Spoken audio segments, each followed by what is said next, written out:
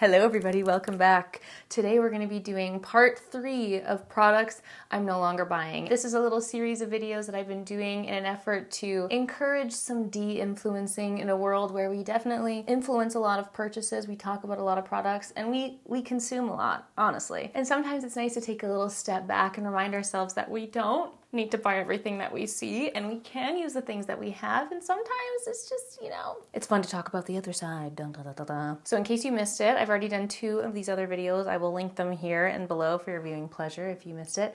And I feel like I am generally running out of products and categories that I will no longer buy, because I also love a lot of things. I love to buy a lot of things for sure, but I feel like we've covered a lot of good ground here. So this might be the last one that I do for a while, but as always, please let me know in the comments down below how you feel about the whole de-influencing act. Any products that you're no longer buying, any product categories that you're no longer buying. I'd love to hear from you, and I'd love to know if our purchasing wavelengths are aligned. So without further ado, my friends, let us dive in. So the first thing that I am no longer buying, which I've briefly mentioned in a few videos, are eyelash curlers. And I don't even have my eyelash curlers here to show you, because the second I had this eureka moment, I gave it to my little sister who loves her eyelash curlers and she loves to use them. But throughout my entire life, I never used eyelash curlers, and everybody raved about them, raved about the Shiseido eyelash curlers in particular. And as I've been doing a lot of these makeup artist inspired videos and taking their tips and tricks over the last few years, everybody uses them. Every time I've gotten my makeup done, they use eyelash curlers, and I was like, I just don't understand. I understand if you are the person who prefers your lashes with a curl. I've never needed it, and what I found is as I was using the eyelash curlers, it was making my eyelashes bend in kind of crazy ways. And the second I stopped using it, my lashes went back to their normal shape. So I know this is personal. This is not going to apply to everyone, and there are people who live and breathe for their eyelash curlers. It's not for me, and I don't want to use them anymore. And even if a makeup artist insists that I use it, I'm out. I'm out for eyelash curlers. And continuing with lashes, the next product that I'm no longer buying, and this is the big one, okay? I am done with strip lashes. Now, this is no new information. For those of you who have been with me for a long time, you will know that I am an individual lash wearer. I love individual lashes. I prefer the look of them. I find them to be a lot softer and more natural, so much more comfortable to wear on the eyes. They are a little bit more time consuming, I'll give you that. And they can be a little bit more wasteful because it's harder to save them, versus a strip lash. You can take it off, take the goop off, and put them back in the box. They are definitely a little bit more particular, but I just have always gravitated more towards individual lashes. I also occasionally do love a half lash. I've tried them more in the past, but at the end of the day, I have tried for the last 11 years of being in the beauty space, being on YouTube, working at MAC, doing my own makeup, doing other people's makeup. Strip lashes just don't work for me. They're so uncomfortable. I don't know if I've just completely missed the boat, if I am so incapable of applying it. But either way, I'm kind of over trying to make it happen when I have other options that I love so much. When I did my wedding makeup and did a few little individual lashes, it's just oh, this is all I want. And again, I respect the people who wear strip lashes. There are some people who wear them every single day. It's so easy for them to apply. They don't think twice about it. It's just not for me. It's really not. So it's going to be an individual lashes are best for me. I'm over it. Don't ask me to try strip lashes. I'm done. Next up are brush shampoos and or brush soaps. Beauty blender soaps, sponge soaps, which is a little bit controversial because I've been very for them in the past, and I actually have multiple in my current possession that I have purchased. I've included them in giveaways before. I've really been for the little solid cleansers, especially for my beauty blender.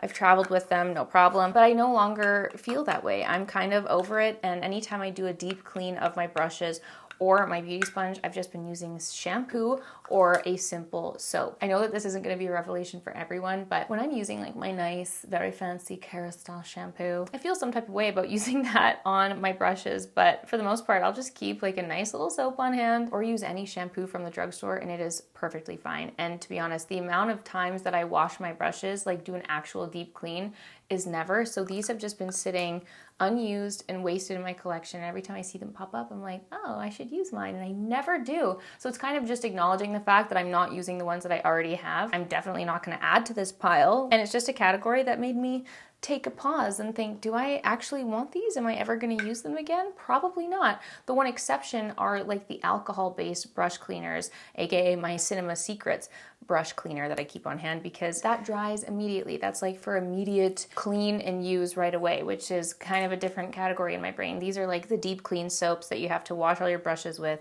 and leave them overnight to dry. I just don't use them anymore. It's not a necessary spend, and that's why it's in this video.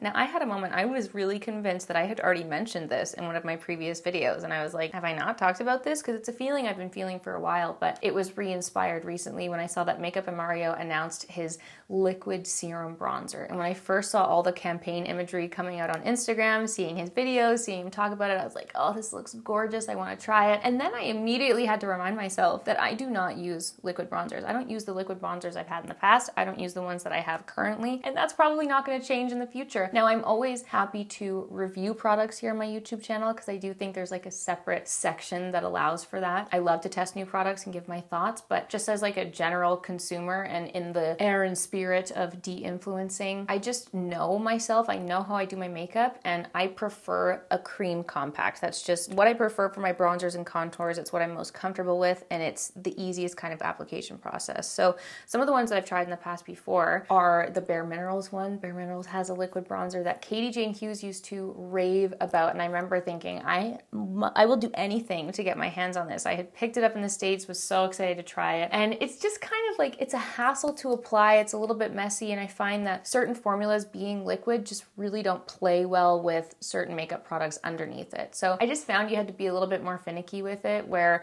my cream bronzers and contour products can just be used with anything. They're so easy, you don't have to think about it, and that's how I personally like to do my makeup. And some other ones that I have on hand, I had picked up the Laura Mercier Tinted Moisturizer Bronzer, which is like literally a liquid bronzer, and for whatever reason I don't mind this with blush because I can put it on my hand and you just apply the tiniest little amount. With my liquid bronzer, I'm putting that all over my face, and I just find it a little bit more of a hassle. No matter how pretty the formula may be or the shade, it's just something I never reach for. I also have the Hindash one, which is really technically like a multi-use product. This isn't necessarily labeled as a liquid bronzer, but the shade kind of goes in line for how I would use it. But it's just a product category I don't really use. I don't see myself using very much. That is subject to change in the future. But when I saw that new launch, I just had to remind myself, don't jump on this. You know you're not going to use it. And I think it was worth noting. Even though I love you, Makeup by Mario, and I love everything you do, and I'm sure that whatever he touches is gold. But not every product is going to be for everybody, and that is perfectly okay.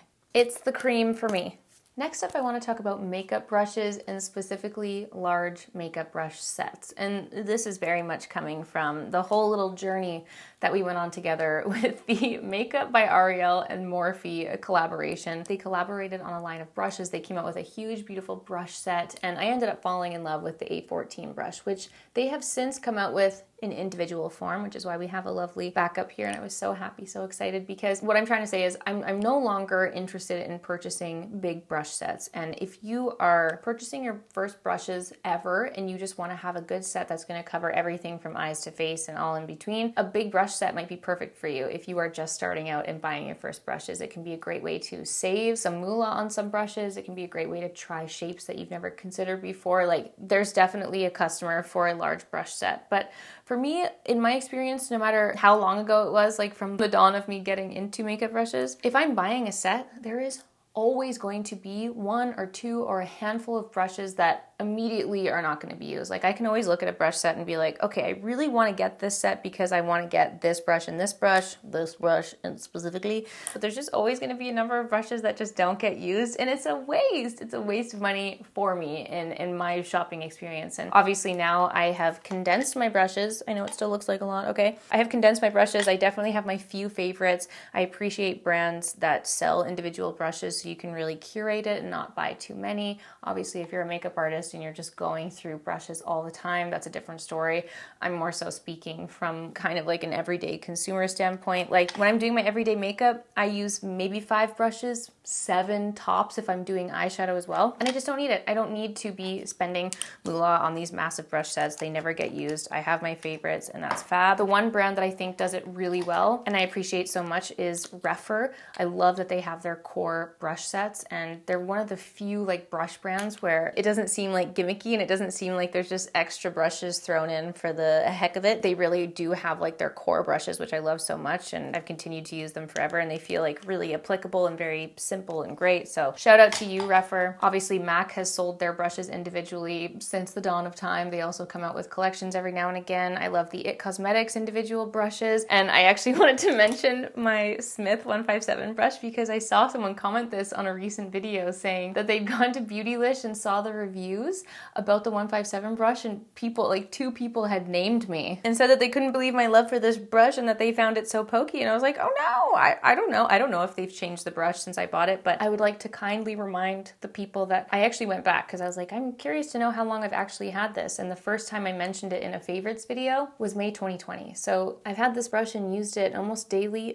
for the last 4 years. So this is like wrecked and ruined. Okay, this is in a sore state, and she's definitely broken in and very, very soft. So I don't know that pokey experience that you are feeling. I also don't know if they've reformulated or changed the brush since I had it. So if that's the case, I do apologize. But the one thing I will say is that the brush will get softer and more fluffier as you use it. And that's very much been the case too with my Morphe brushes. Like this is the one that I've had for some time, and this is the new one. Like it's a completely different shape. This is so much softer. They get worn in, they get a little bit more love. So I thought it was really funny, honestly, seeing those, but then I also felt very badly because I don't know. The one that I have isn't pokey on me. I am so sorry for that. But again, I enjoy Smith Cosmetics as well for their individual brush offerings, and it just helps you consume a little bit less, be a little bit more thoughtful with the shapes and the products that you're buying. And I don't want any more big brush sets. That's all I gotta say. This one might be a little bit controversial, but it's something I've been thinking about a lot lately, and how I've been doing my makeup in the last little while. I find, especially when it comes to zits and my breakouts, I'm a little bit less fussed with having that like full coverage. Like even now, I've done my makeup today. I definitely have coverage on. I'm wearing my House Labs foundation. I've got concealer, but you can still see my spots. Like I haven't gone through and meticulously spot concealed all of my little zits. You can still see the darkness under my eyes. Like I've got dark eye bags for sure.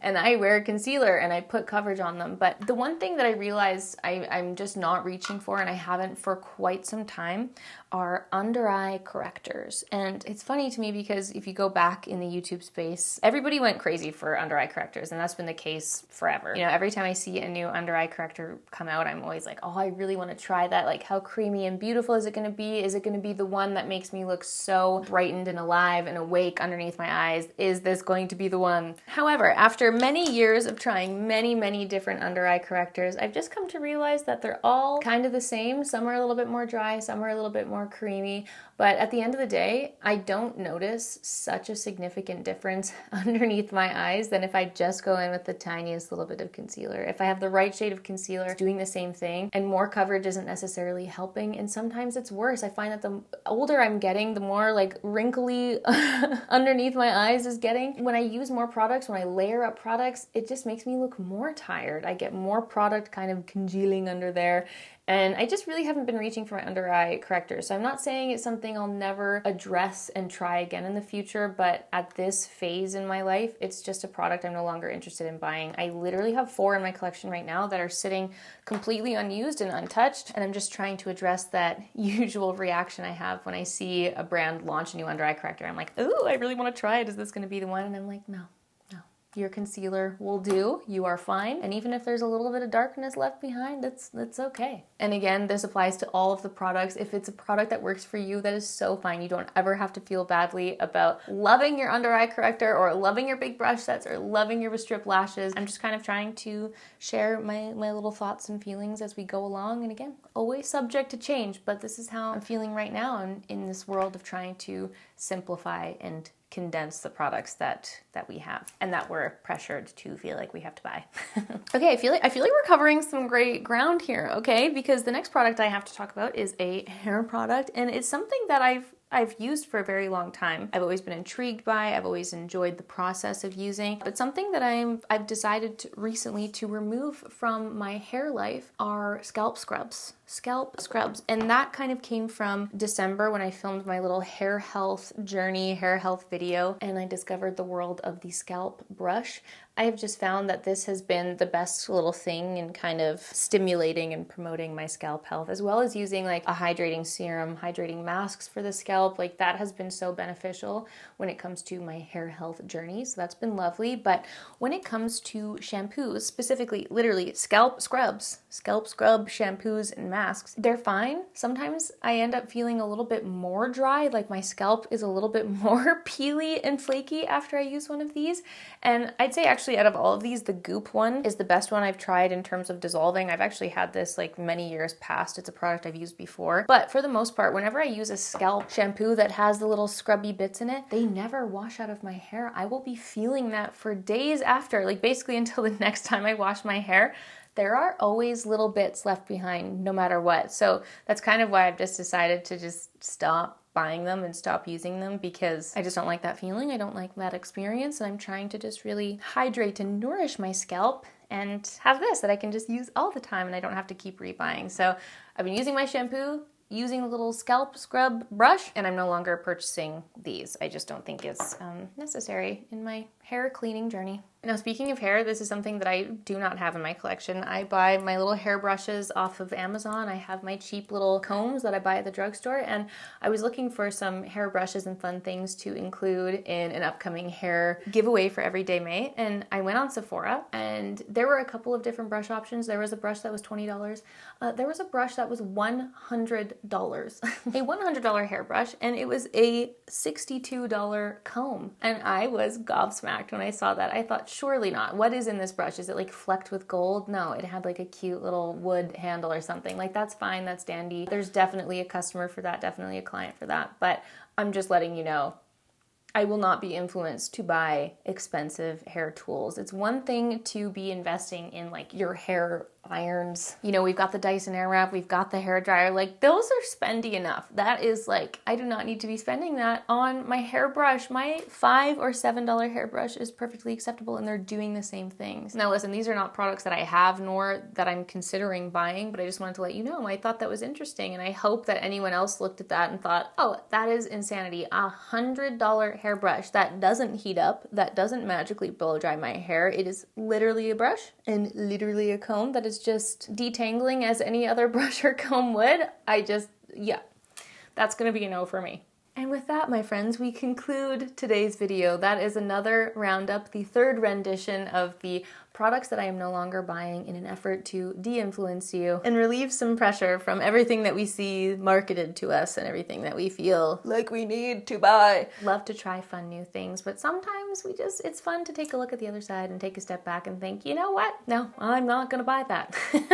So again, please let me know in the comments down below if you agree with any of my picks, do you disagree with them, and please let me know any products that you are no longer buying as well. And on that note, you can also let me know some other fabulous things that you want me to try or anything that you want me to review here on my channel. So I hope you guys enjoyed this video. Thank you so much for being here and for watching, and I will see you all tomorrow for a new one. Bye!